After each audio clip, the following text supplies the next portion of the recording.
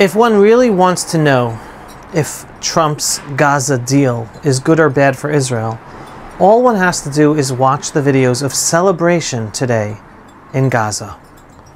In response to the ceasefire, in response to the ceasefire announcement, crowds in Gaza were chanting, "Khaybar, Khaybar, Ya Yehud," the historic Islamic chant urging the massacre of Jews. Yes, they're encouraged about continuing to massacre us, thanks to the ceasefire.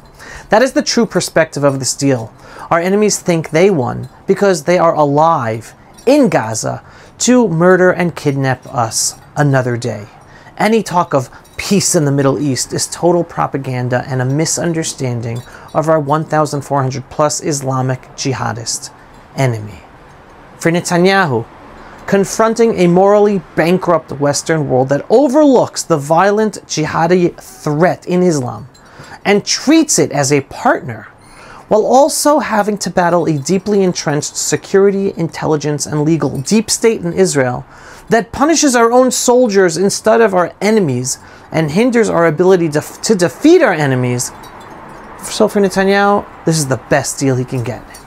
However, in reality, this is a horrible deal, as I spoke about last week. Stay with me while I unpack this whole thing. Yes, thank God, if everything goes according to plan, our hostages are finally coming home, thank God. Every Jewish soul is a world, and there is no joy greater than having them saved and brought home. But don't be fooled. This deal does not bring the victory necessary to protect 10 million Israelis. This deal delays proper deterrence, empowers our enemy, and hands our Islamo-Nazi enemies, funded by Qatar and Iran, breathing room to rearm and strike us again another day. And this, sadly, is the best deal Netanyahu could extract under the circumstances. Hamas is a military arm of the Muslim Brotherhood, Qatar, Turkey, Egypt, and of Shiite Iran. They all were partners in executing the most monstrous crimes imaginable: massacre, mass rape, torture, beheadings, burning families alive on October 7th, 2023. It wasn't just Hamas. And instead of being annihilated, regardless of what happens to Hamas terrorists in Gaza, this whole Sunni and Shia jihadi camp is walking away from this deal with leverage. Qatar, Turkey, Egypt, Iran, empowered to attack us another day. That's not justice. The only justice against this genocidal enemy, after the horrific atrocities they committed against us, would ensure that no Arab that supports killing Jews remains in Gaza or living amongst us ever again. Justice is making Gaza Jewish again. This deal signifies a huge missed opportunity for Israel to end this war properly. The United States used Qatar, Turkey, Egypt as mediators. They're not neutral players, and I will keep on repeating this until I'm blue in the face. All three of those countries support the destruction of Israel, and they used Hamas as their military strike force against Israel, without them having to risk their own lives. Jews must wake up to this fact. Qatar, Turkey, and Egypt are just as evil as Hamas. They are all the enemy, not just of us, but of the Western world. They pressured Hamas to agree to this deal because of tremendous pressure on them from President Trump. But those countries, Qatar, Turkey, Egypt, they're thinking long-term. Accepting Trump's terms to sacrifice Hamas today, but then that lets them regroup, rearm, and prepare for the next onslaught to try to kill, massacre, mass rape Jews and destroy the Jewish state of Israel. This deal is not a pause for healing. It is a strategic armistice for our enemy that our own Jewish Israeli leaders are failing to clarify for us, and instead hailing as an accomplishment. No, it's something we have to say. It's the best we can get, but we're still at war and we still have to defeat our jihadi enemy. Let's call it for what it is. This deal is a Gilad Shalit deal on steroids. Israel then freed over 1,000 terrorists to free one hostage in Gaza, Gilad Shalit. Those terrorists freed in the deal then led the October 7th massacre. Today, Israel will be freeing hundreds of more genocidal Hamas terrorists to be able to free our remaining hostages in Gaza today, and all of those terrorists who are being released will lead the future attacks against Jews everywhere from Gaza, Judea, and Samaria, and Jerusalem. This is an absolute dangerous disgrace, this deal. Hamas should have been pummeled to unconditionally surrender without us having to release any terrorists who will return to killing us. And the studies show they return to killing us. All these terrorists should have gotten the death penalty, never available to be freed in the first place in horrific deals like this. But again, it's the leaders of the justice system who stopped the implementation of the Israeli law that allows the death penalty against these subhuman terrorists. Ultimately, this is a deal that frees our remaining captives in Gaza, but empowers our evil enemies to murder and kidnap more Jews in the future. Those who pretend that this deal weakens our 1,400 plus year Islamo-Nazi enemy, whether Sunni or Shiite, are either deluded or willfully blind to the actual reality. As opposed to most reporting on this war was not just about freeing our hostages. It was supposed to also bring total victory to end the threat of future October 7th massacres, to protect 10 million Israeli citizens moving forward, which this deal is not accomplishing for us. With it all, upon internalizing the challenges of our reality that prevented us from achieving total victory as of right now, this deal is ultimately another positive step in the right direction for the Jewish people and the Jewish state of Israel. It's not everything we want, but it's still a positive step. We still have a long way to go, and it is frustrating that it is a slow process, but it is happening. Strengthen your faith in God. We are in a long redemption process, and total victory will come, according to how I'm always talking to you about it. Now let's be candid about the failures that led to where we are today and this deal. A majority of Israeli security, intelligence, leadership, and legal establishment failed in properly warning and providing the legal tools to our elected officials to prevent the October 7th slaughter. To add insult to injury, many of those senior officials who should have been held accountable for preventing the failure of October 7th, of stopping it, they still have not been removed from their jobs 2 years later. The legal establishment prevented the removal of the head of intelligence. IDF senior officials clearly linked to the failures of October 7th have been promoted, some of them. And many of the IDF investigations to what happened on October 7th are being exposed as cover-ups by the senior echelon. With the most comprehensive investigation of the IDF that implicates senior officials in the security establishment, done by Brigadier Commander Oren Solomon, that one was shelved by 2 consecutive IDF Chief of Staffs, instead deciding to throw Solomon out of the army and not allowing his investigation to be publicized. This is only the tip of the iceberg of a deep state apparatus still in power, harming our ability to protect ourselves properly and constantly harming Netanyahu and his government's ability to rule properly, have the right people in the right positions, and overall, altogether, protect us. Now let's touch upon the hostage issue. From the moment the hostages were taken, they became strategic tools used by our enemies and Israel's internal deep state to stop Israel from achieving true victory in this war. Hamas knew exactly what they were doing when they kidnapped our people. They created a psychological pressure point upon Israeli society, a moral weapon to manipulate Israelis, and they used the hostages to blackmail us into negotiating with their genocidal terrorists. Every day the hostages remained in captivity, the pressure on Israel grew to capitulate. Not just from Hamas, but from within our own ranks, Israeli society, led by the deep state, the anti-Netanyahu political center-left, and from the mainstream media, and the whole protest movement. It was a whole campaign that hijacked the hostage issue, a very real issue for all of Israeli society. They made it political.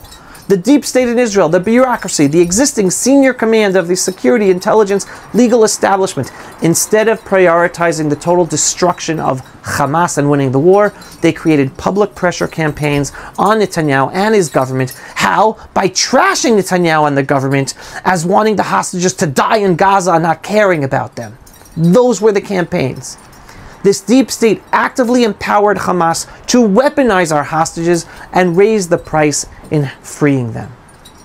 The most important achievement of this horrible deal is getting the hostages back to their families and ending their strategic use by Hamas to blackmail us and stripping the political left, center left, of one of their most powerful weapons against Netanyahu and his government, manipulating the plight of the hostages to push their anti-Netanyahu agenda to try to topple the government. That's now been neutered. However, the question that now exists is, when will our enemies take their next hostages to do this all again and manipulate Israeli society? As the jihadist Muslim world has just learned that taking hostages works for them. It allows them to achieve diplomatic goals.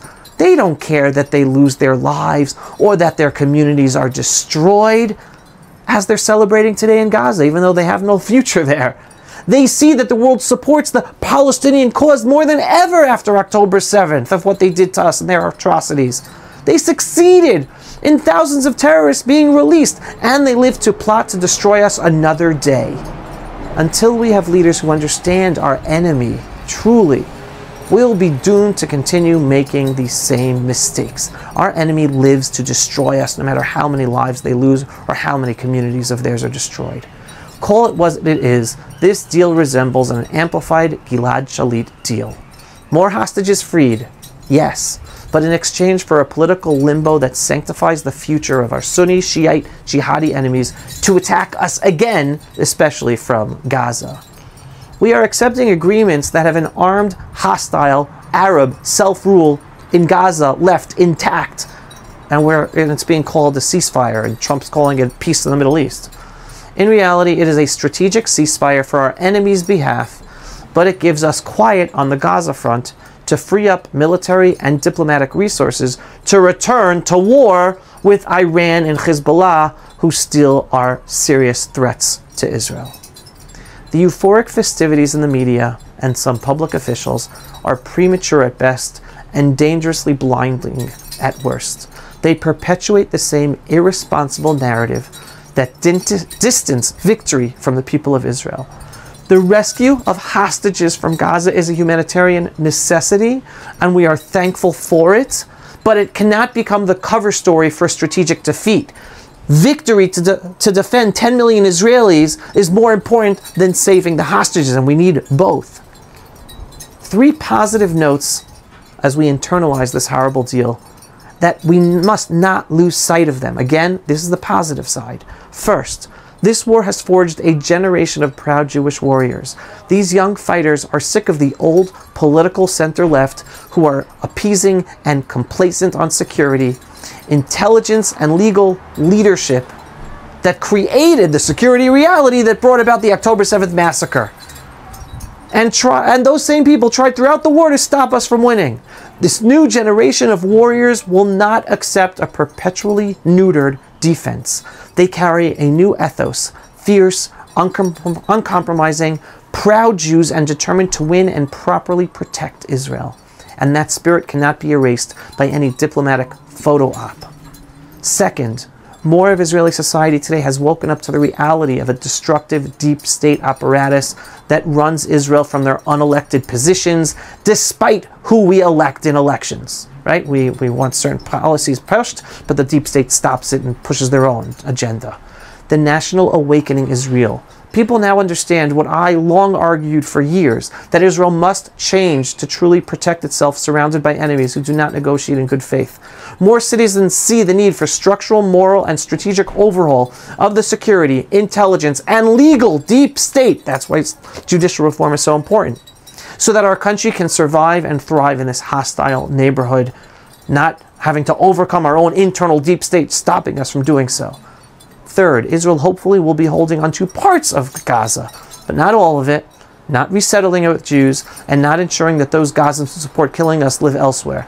That is all having to be pushed off for another time. A month, a year, 5 years, 10 years, it's going to happen, but not now.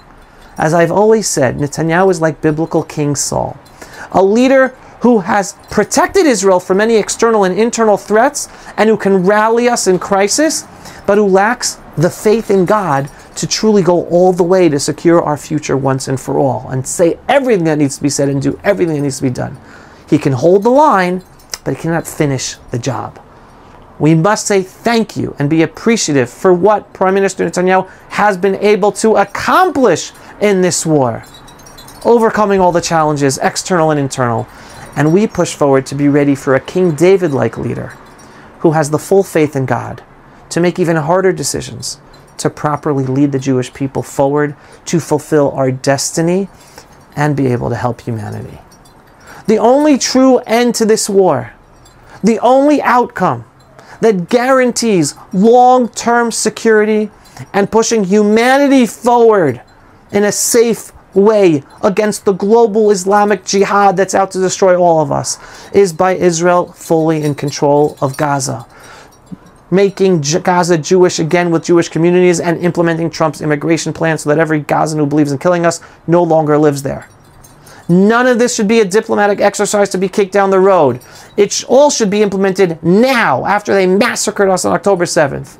Instead, the current deal shelves these necessities until the next massacre, at which point we'll mourn again and scramble to do what needs to be done and hopefully succeed in replacing the failed security, intelligence, and legal leadership so we can do what we need to do. At best, right now, some Gazans will leave Gaza on their own for better lives elsewhere, as Gaza really is unlivable at the moment in majority of the cities and towns there. Ultimately, we, Israel, and these Jewish people sacrificed 2 years and hundreds of holy IDF soldiers' lives. We built a generation ready to fight, and a society finally awake to what survival requires. Right? In the furnace, the fire of the furnace, this is what we've developed. Yet we have been forced to hand our enemies the chance to live and to fight us another day. The media celebrates reunions with hostages while ignoring this bigger strategic picture. That really is unacceptable from journalism. That is what my voice at the Pulse of Israel is here to help correct for all of you.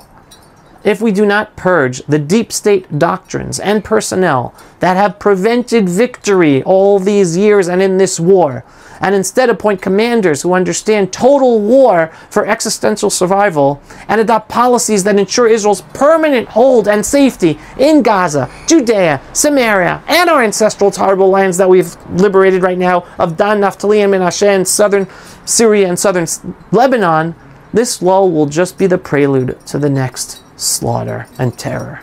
We owe our dead, our soldiers, and the hostages returned to us more than hollow headlines and temporary relief. We owe them the courage to finish the job. 2 years of war and the sacrifice of a generation should not culminate in a treaty that preserves the enemy to attack us another day. And again, the enemy is not Hamas. It is the Islamic world of jihad that is supported by Qatar, Turkey, Egypt. All countries treated as neutral mediators in this peace deal by the Trump administration. No, this is not the total victory we hope for in this round. However, let's be clear. Qatar's partner in this war to destroy Israel, Iran, remains a looming threat, rearming, whether from Russia or China, whatever it is. Iran has rearmed since our 12-day direct confrontation with them back in June. With the Gaza front now cooling down, the Iranian front will inevitably heat up again, along with Hezbollah activity in southern Lebanon. Israel will have to take care of those, probably pretty soon. All this talk of peace in the Middle East is nothing but propaganda. We are still in the middle of fighting a 7-front war against the key players, Iran and Qatar and all their funded proxies. And there will never be peace in the Middle East until the Jewish people rebuild our holy temple and the Arab Muslim world finally recognizes that we, the Jewish people, are here to stay as sovereign in all of our ancestral biblical lands. And again, that happens when we rebuild the temple in Jerusalem. Until then, we will remain in a perpetual state of war, sometimes on a low flame and sometimes on a high flame. Prepare now for the next campaign, because it is coming. It's not a matter of if, it's just a matter of when. The war is not over. We are still on path for total victory. Strengthen your faith in God, because together with our holy idea of soldiers, God has our back. And Israeli society today is more Jewish than ever, more unified in purpose than ever. And we're going to overcome the upcoming challenges. Greet our hostages, please God, if and when they come home soon, and continue this war on to total victory for us and for the benefit of the whole freedom-loving world who have still not yet woken up to the danger that Islam poses to them. Because jihad, it's already in the front door in Germany, in England, in France, in Canada, in America, in Australia. It's already there. People just are blind to the danger. We're the front line. We're going to win this despite the challenges we still have to overcome. Am Yisrael Chai. If you are not yet a subscriber to our daily, belief-based, inspiring, politically incorrect, truthful videos about Israel, the Jewish people, and the freedom-loving world, what are you waiting for? Go to pulsevisual.com and click to subscribe today. And yes, we are a donor-based operation. We need your donations for support in order to make these videos and get our videos seen and do all the work we do. So every once in a while, whether a large donation or a small donation, just go to pulsevisual.com and click on the donate button. Shalom, everyone, and thanks for watching. Pulse of Israel, frontline videos from the Holy Land. Support our work by donating today.